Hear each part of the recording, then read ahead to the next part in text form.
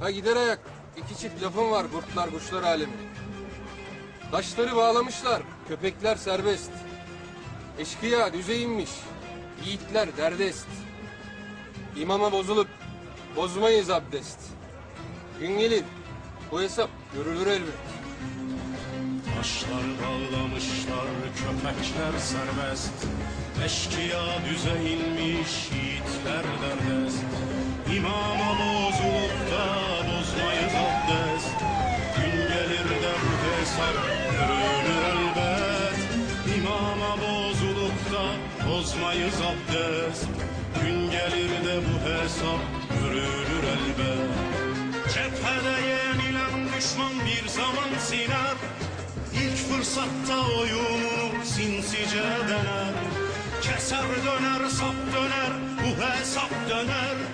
Bulur olmak tarihi bu kez de yener. Taşları bağlamışlar, köpekler serbest. Eşkıya düze inmiş, yiğitler derdest. İmama bozulup da bozmayız abdest. Gün gelir de bu hesap görülür elbet. Taşları bağlamışlar, köpekler serbest. Eşkıya düze inmiş, yiğitler derdest. İmama bozulup da bozmayız abdest.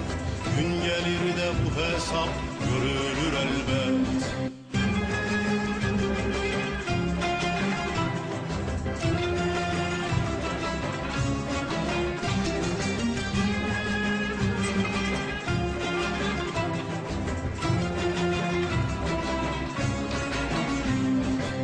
Borcumuz var vatana elbet ödenecek.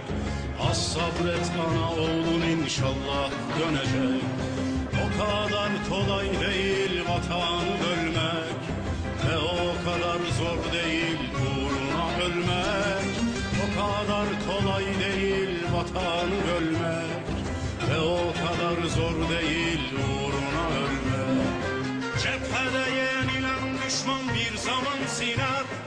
İlk fırsatta oyunu sinsice dener. Keser döner, sap döner, bu hesap döner. Bulur olmak tarihi bu kez de yener.